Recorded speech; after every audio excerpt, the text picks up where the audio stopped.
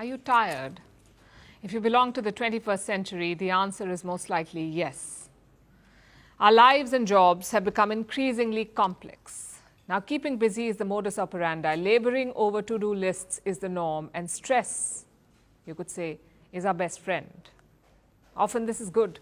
It helps us set higher benchmarks for ourselves, then pushes us to achieve them.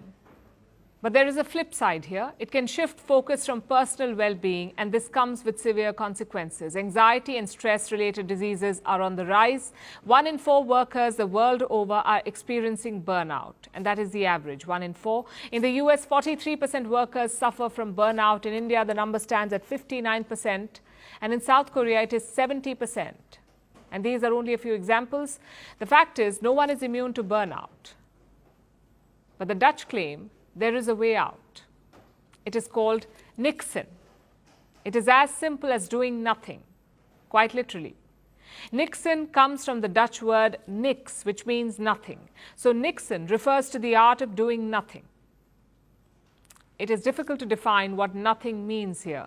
After all, we are always doing something, even when we are sleeping. But practicing niksen is about being idle or doing something without a goal, the goal of being productive. This does not mean that one stares at a wall, because that's just creepy. Doom scrolling or meditation does not qualify either, because your brain remains actively engaged. Niksen simply involves moments of relaxation combined with easy automatic activities where the brain is allowed to switch off. It could mean just hanging around or listening to music or knitting. There is no one-size-fits-all approach. People can do what works for them. And it seems like many have been. Over the past few years, niksen has intrigued the world. It has become a publishing sensation. There are fitness clubs with niksen classes, even experts who teach people how to do, well, nothing. Niksen may have been born in the Netherlands, but today it is a global rage. Though we should point something here, the Dutch are not the only ones who support this theory. The Danish have a concept called hygge.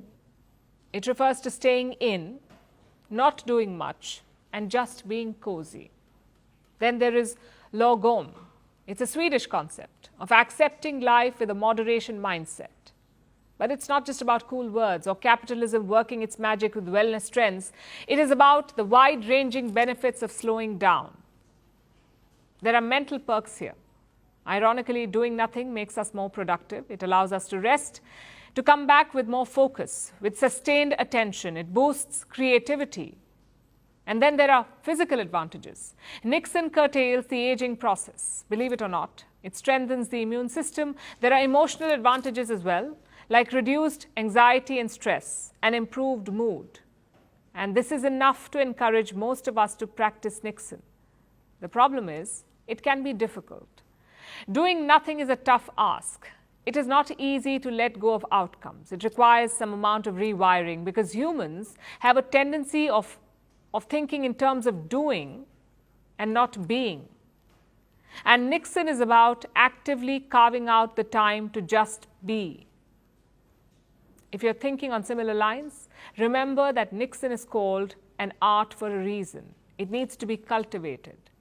So find the balance between working hard and taking a beat. Try to push through the initial discomfort. Choose it over the familiarity of busyness. Do something without an objective for a change, but do it with purpose. And dare to be idle, because stress is a part of life, but burnout does not have to be.